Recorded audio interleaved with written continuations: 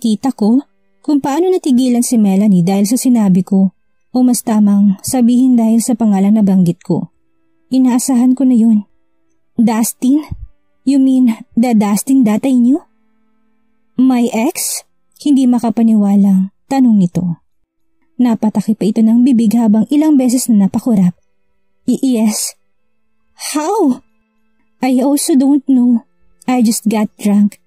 Then one day he appeared in my office and declared that we are married. Yun naman talagang totoong nangyari. At least sa part na yun, hindi ako nagsisinungaling sa kanya. You mean, wait, tinaas pa niyang isang kamay upang pigilan ako magsalita. Let me absorb it first. You two got married while you were drunk? Marahan akong tumango sa kanya. Lalo naman itong nagulat sa nakumpirma. Tila hindi ito makapaniwala sa nangyari kung paano kami nakasal na dalawa ni Dustin. I can understand if you are angry. I broke our code.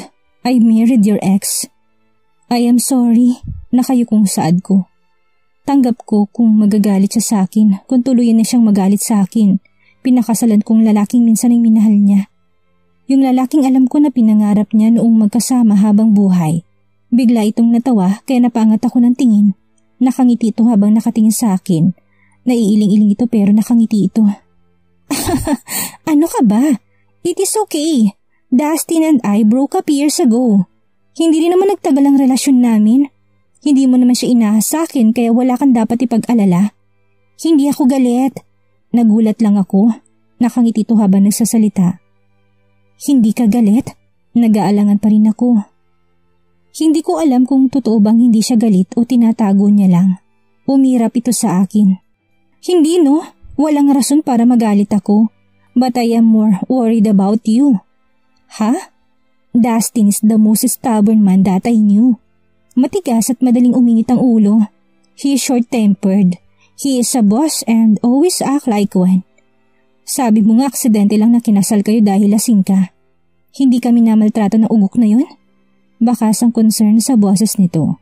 Tila mas iniisip itong kapakanan ko kaysa sa nagawa ko. Nope. Ang hirap niyang basahin minsan pero mabait siya. Oo, boses siya pero naintindihan ko siya. Naintindihan ko naman talaga si Dustin. Minsan may pagkabosi talaga to pero dahil masyado lang itong overprotective.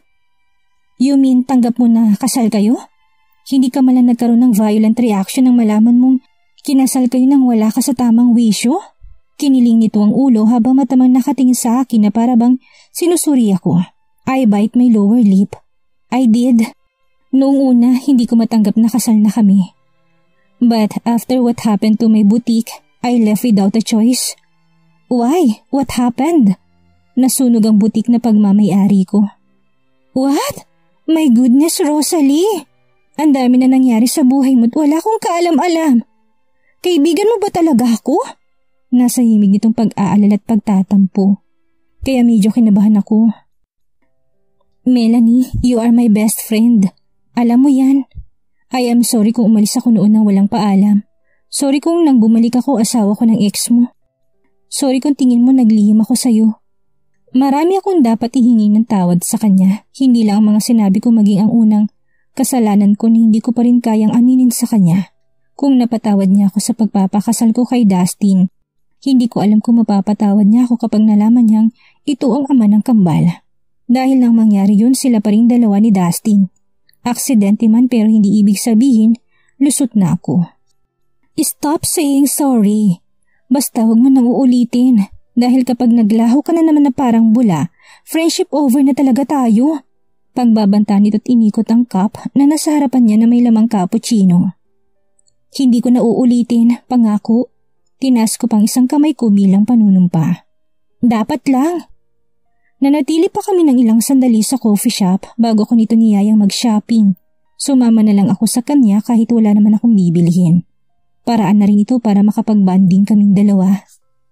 Sa tagal naming hindi nagkita, namiss kong gumala kasama siya. Aren't you going to buy anything? Nagtatakang tanong ni Melanie. Nang makalabas kami sa huling store na pinasukan namin, may mga hawak na itong paper bags habang ako naman ay walang dala kahit isa. Wala naman akong maisip na bibilhin. Simpleng sagot ko. Bigla ko nitong hinila papasok sa lingerie store. Kumuha ito ng isang sexy lace lingerie night dress. Tinapat nito yun sa akin na para bang tinitingnan niya kung kasya yun sa akin. Kumuha ito ng black, red at blue color. Here, you need this. Ha? You need to be sexy. Learn to be at ease. Kumindat pa ito bago ngumiti sa akin. Marin akong umiling. No, hindi ko kaya magsuot ng mga ganito. Binalik kong pagkakasabit at binigay niya sa akin mga nakahanger na lingerie pero kinuha ulit niya yun. No, you have to wear this. Make your husband drool. Anit at pinilit na kunin ko mga hawak niya. Napipilitan naman akong kunin yun sa kanya. Napapangiwi ako habang tinitingnan kong mga ito. See-through na may mga lace lang sa laylayan at bandang chest. Pakaramdam ko, magkakapulmonya ako kapag sinuot ko. Melanie, nakakahiya. Pakaramdam ko kita na yung buong kaluluwa ko kapag sinuot ko to. Reklamo ko habang hawak-hawak ang lingerie na kahit kailan hindi ko yata makakayang isuot. That exactly the purpose of that? Ipakita ang kaluluwa ng mata ng iyong asawa'y lumuwa. Hindi ko alam pero parang bagay silang na magsama ni Marcelina. Pareho ang takbo ng utak nila at pareho rin sila minsan kung manalita. Bakit ba ganito mga kaibigan ko? Mga masyadong daring ang naisipagawa sa akin. Pag mo kong utuin, baka asarin lang ako ni Dustin kapag nakita niya suot ko to. At baka bago niya ako makita, namatay na ako sa kahihiyan, pagrereklamo ko. Nai-imagine ko ng mga ngisi ni Dustin, mas mabuti pang kainin na lang ako ng lupa kaysa asarin lang nito. Naku, Rosalie, hindi yan. Sexy ka naman kaya wala kang dapat ikahiya. Minsan kung gusto mo maging sunod-sunuran sa yung lalaking gusto mo, dapat matuto kang akitin siya. Promise, effective yun. Sulsul pa nito. Pero, wala nang pero-pero pa. Bilhin mo yan. Mali mo magamit mo in the future, kaya wag ka nang kumontra. Wala na akong nagawa na itulak ako nito papuntang counter. Nahihiyang inabot ko pa sa cashier ang hawak ko ng mga nightwear para iskan itong price. Matapos naming lumabas ng store ay biglang nagring ang cellphone ko. It was Dustin. Nag-aalangan pa akong sagutin yun dahil si Melanie kasama ko. Is that your husband? Anito habang nakasilip sa cellphone ko. Tumango ako sa kanya bago sinagot ang tawag. Where are you? Yun agad ang bungad nito matapos kong sagutin ang tawag. Wala man lang hello. Mall, why? Wait for me, I'll fetch you. Hindi na ako nakasagot dahil binaba na nitong tawag. He's still the same, he always ended the call. Nakasimangot na sad ni Melanie na makita nitong patay ng tawag ni Dustin. Well, what did you expect? Natatawang saad ko na lang. Nasasanay na ako sa ganoong ugali ni Dustin. Kailangan mo na talagang isuot yung pinamili natin para next time siya naman ang mapapasunod mo. Melanie! Naiskandalong saad ko pero kumindat lang ito't nauna na maglakad. Do you want me to send you? Tanong ni Melanie na makalabas na kami ng mall. Nandito kami sa entrance ng mall at nakatayo lamang habang bigpit ng mga pinamili namin. Actually, isang paper bag lang naman ang dala ko kumpara sa kanya na may tig-3 hawak sa magkabilang kamay. Ngumiti ako habang umiiling. Hindi, parating naman na siguro si Dustin. Alanganing tanggi ko sa kanya. Naiilang pa rin ako tuwing babanggitin kong pangalan ni Dustin sa harapan niya. Hindi rin nakalampas sa mata kong panandali ang pagtaas ng kanang kilay nito. Pakaramdam ko, kinakabahan ako palagi kapag pinag-uusapan namin si Dustin. Kahit na umaakta siyang ayos lang na asawa ko ng ex niya at nagawa pa nga niya akong pabili ng sexy night dress para akitin daw umano ito, ay may nararamdaman pa rin akong tensyon. Susunduin ka niya? Tumango ako. Bahagya itong natawa. That's new? He never did that to me before. Hindi ko alam ang sasabihin ko dahil sa sinabi niya. Nakaramdam ako ng awkwardness dahil sa pahayag niya. Ganito ba talagang pakiramdam once you commit to your best friend's ex? Parang kilalang kilala kasi niya si Dustin kapag nagsasalita siya kahit matagal silang wala. Hindi ko alam pero naiilang talaga ako kahit na tila baliwala lang kay Melanie ang sinabi niya. Kaya siya tumawag kasi susunduin niya daw ako. Pwede naman ako mag-taxi na lang pauwi gaya ng ginawa ko kanina. Ang kaso hindi ako binigyan ni Dustin ng oras para tumanggi ng tumawag siya dahil agad niya akong pinagbabaan. Oh, is that so? I'll go ahead then. Anito pero bago pa ito makaalis para pumunta sa sakyan nito ay may kotseng tumigil sa tapat namin at bumaba mula doon si Dustin. He's still in his suit. Halatang kagagaling na nito mula sa trabaho. Wife, Nito at lumapit sa akin. Humalik pa ito sa pisngi ko kaya mas lalo kong nailang dahil nakita ako ng mga mata ni Melanie na nakatingin sa amin. Kumunot ang noo nito nang makita kong sinong kalapit ko. Melanie? Nagtatakan tumingin ito sa akin bago muling tumingin sa kaibigan ko. She's my best friend. Saad ko upang sagutin na nagtatanong niyang tingin kung bakit magkasama kaming dalawa. Siguro hindi nito inaasahan na kasama kong ex niya. Mas lalo na't best friend ko pa to. Tumango lang naman ito pero hindi nagkomento. Nanatiling blankong ekspresyon ng mukha nito. Long time no see, bati ni Melanie dito. Tumango lang naman muli si Dustin dito pero hindi ito nagsalita bago muling bumaling sa akin. Let's go. Nito at pinagbuksan ako ng pinto ng kotse. Melanie, una na kami. Paalam ko sa kaibigan ko bago sumakay sa sasakyan. Ngumiti lang naman ito't bahagyang kumaway sa akin. Nakita ko pa siya mula sa side mirror na natili nakatayo sa harap ng mall habang papalayo kami ni Dustin. Nakasunod ang tingin niya sa amin. Tahimik lang si Dustin habang nagmamaneho. Nakatutok ang atensyon nito sa manabalang hawak. Hindi mo na sana ako sinundo. Kaya ko namang umuwi mag-isa. Pagbabasag ko sa katahimikan. Alam kong tahimik siya pero nasanay na kasi akong may sinasabi siya kapag kaming dalawang magkasama. Napapansin ko yun na nagiging madaldal siya kapag akong kaharap pero ngayon wala itong imik. Tila ba seryosong seryoso ito habang nagmamaneho. Why didn't you use the car? Agaw pansin kasi palagi yung kotse mo. Nakalabing saad ko. Bakit kasi puro luxury ang pagmamayari nito? Kaya nagmumukha akong mayaman kapag may namaneho ko yun. Nasanay na kasi ako sa kotse ko mumurahin at second hand nung nasa San Antonio pa lang kami. What's that? Kunot noong tanong nito nang tumingin sa shopping bag na kip-kip ko sa kandungan ko. Wala, dress lang. Sagot ko tinigpitan ng hawak ko sa paper bag. Sana lang talaga huwag na siyang magtanong pa ng kung ano-ano dahil nakakahiya kapag nalaman niya kung ano ba talaga ang laman ng hawak ko. Kasalanan to ni Melanie. Pinilit niya akong bumili kahit na hindi naman ako nagsusuot ng mga ganito. Muli nitong sinulya pa ng paper bag pero hindi ito nagkomento. Kaya nakahinga na ako ng maluwag. Pagdating talaga sa bahay, itatago ko itong maigi para hindi niya makita dahil nakakahiya. Melanie is your best friend? Saan ito habang salubong ang kilay? It is more a comment than a question. Tumango ako sa kanya kahit hindi naman siya nakatingin sa akin. Yes, we've been friends since college. Did we meet before? Sumimangot ako dahil sa tanong niya. Alam ko matagal na yon pero hindi talaga niya natatandaan na minsan na kami nakita. Samantalang ako hindi ko malilimutan ang poker face niyang muka ng gabing yun. You didn't remember? Minsan pinakilala ka na ni Melanie sa akin. Actually, hindi lang ikaw kundi pati yung tatlo mong kaibigan. Kumunot ang noo nito tumingin sa akin. Tila ba inaalala itong sinabi ko. So, you knew? That she's your ex? Yes. Kailan pa? Sa simula pa lang. Yun bang dahilan kung bakit ayaw mo sa akin nung una? Bakit gusto na ba kita ngayon? Tanong ko bago sumilay ang ngiti sa aking labi. Mukhang naasar naman to. Masungit na tumingin ito sa akin. Wife? Nagbabantan tono nito. Ikaw ang ex ng best friend ko. Niligawan mo siya dati. Nagkita na tayo noon at hindi mo ko pinansin that time. Kunwari nagtatampong saad ko. I didn't ignore you. Wala lang ako sa mood para mag-hello. Napaharap ako sa kanya dahil sa sinabi niya, ang antipatiko niya. Blankong tumingin siya sa akin. You had a straight face that time. You even suddenly left and you seem angry. Pag-aalala ko sa itsura niya noon. Naalala ko pang napatingin kaming lahat sa kanya noon dahil sa biglaan niyang pagtayo na tila galit. Dahil nakikipagtawanan ka sa mga kaibigan ko, pero umiiwas ka sa mata ko.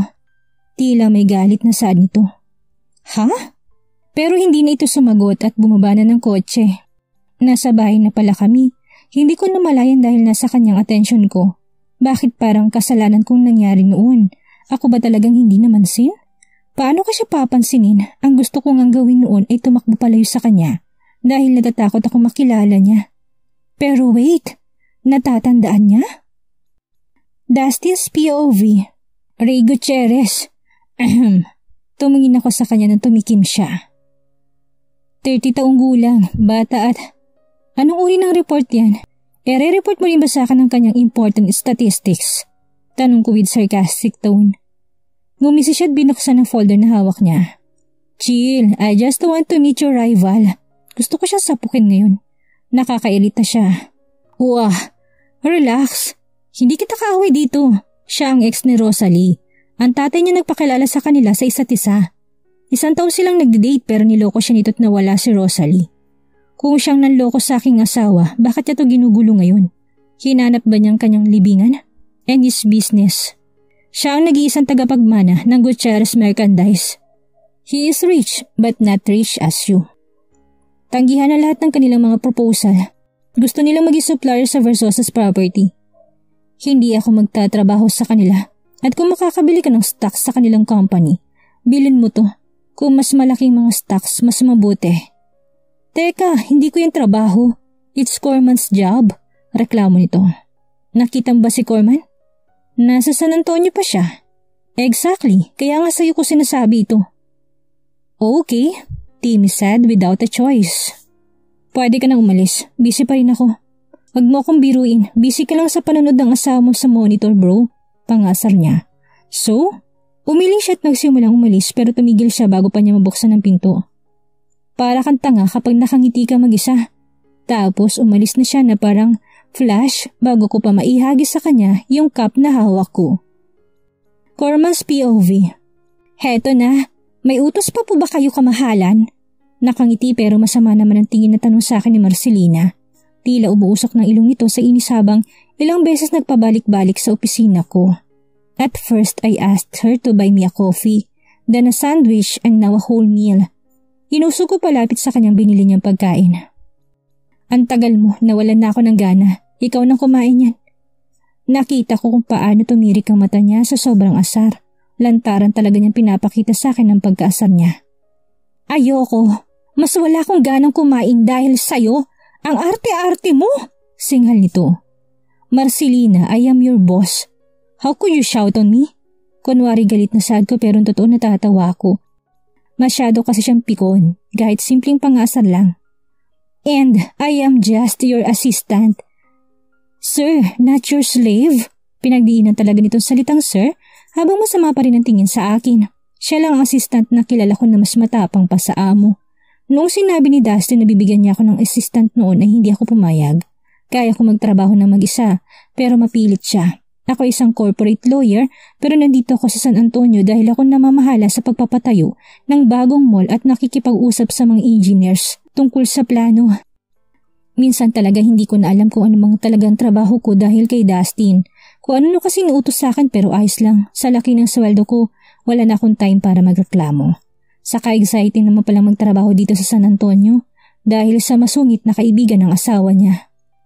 Kainin mo na yan at huwag kang lalabas ng opisina ko hanggat hindi mo nauubos. Nagdadabog na umupo ito sa sofa at sinimulang ilabas ang pagkain binili. Magpapabili tapos hindi naman pala kakainin. Pinapagod mo lang ako? Dinig kong bulong nito. Napangiti ako pero muli kong binalik sa pagiging seryosong mukha ko bago siya tanungin. May sinasabi ka ba Miss Marcelina? Binigyan ako nito ng peking ngiti. Wala sir. Sabi ko salamat. Salamat dito sa pagkain. Napakabait niyo talaga. Kaya nga, swerte ka kasi akong amo mo. Nakangisin saad ko. Umakto itong nasusuka pero nang mapansin nakatingin ako sa kanya ay muling ngumiti sa akin at sumubo ng pagkain. Pinanood ko lang ito hanggang sa matapos kumain. Sinaid talaga nitong kanin at beef tapa na may itlog na binili nito.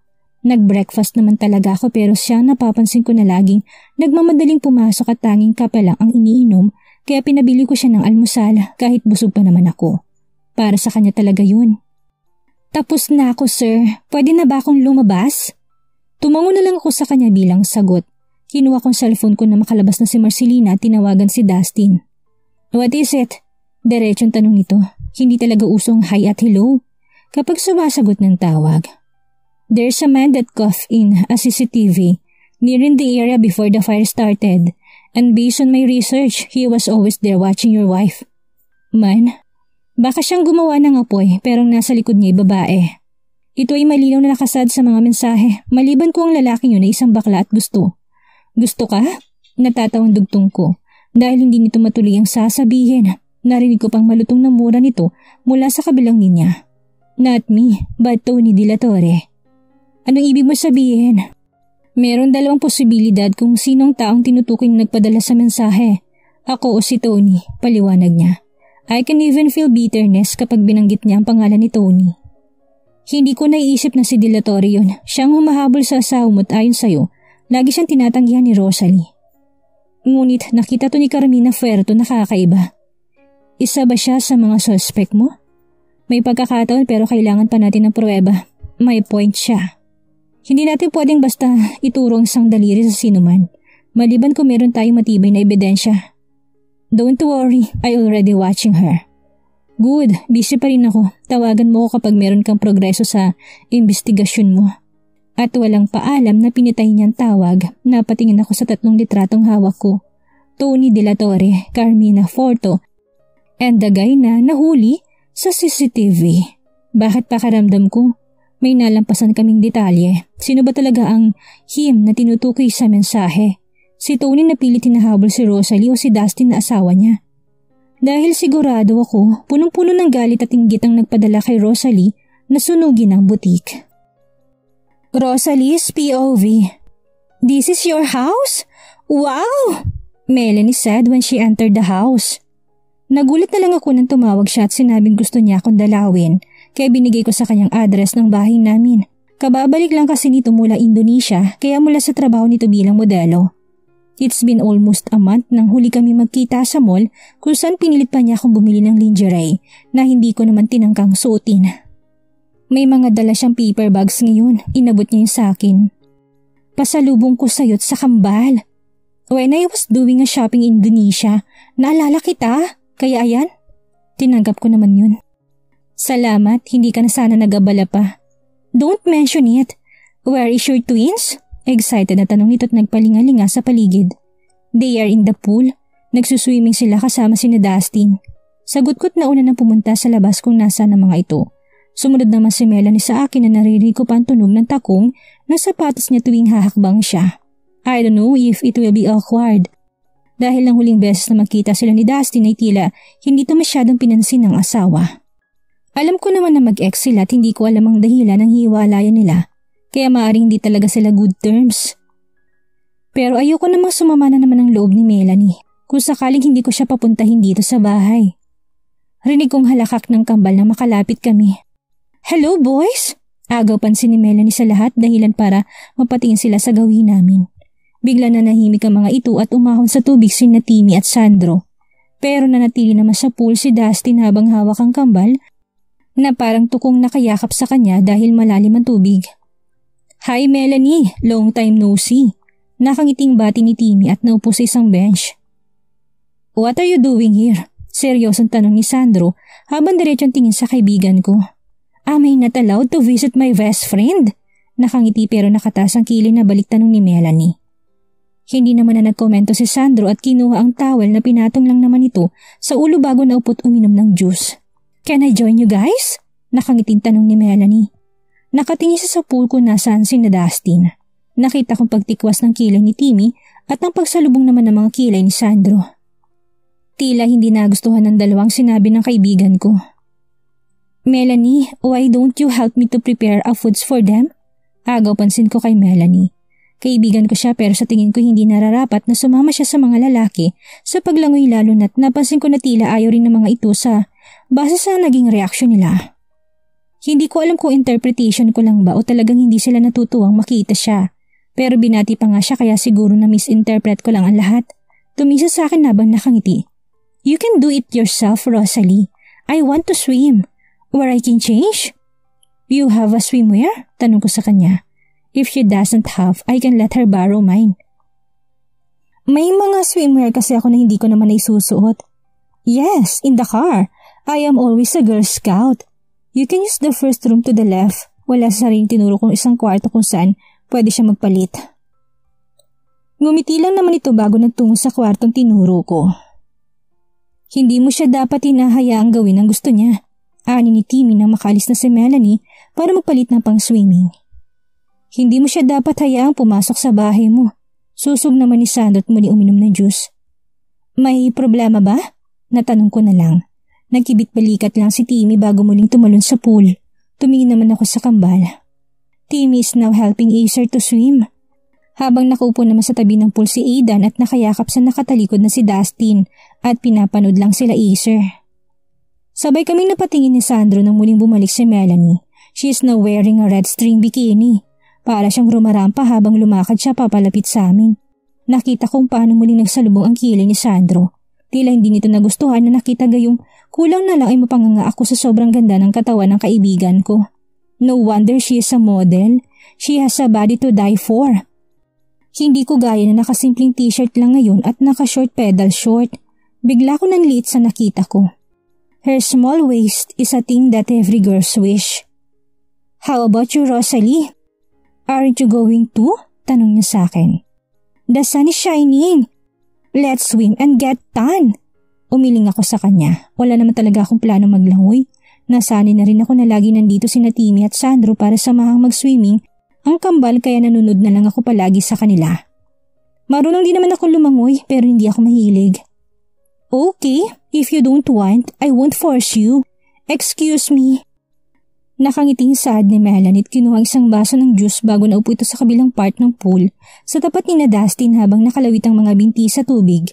She is smiling. Hindi ko alam pero naalarma ako sa presensya niya. Bigla ako nakaramdam ng selo sa kanya kaya pumasok na lang ako muli sa kusina upang kunin ang merienda nila. A cake and cookies.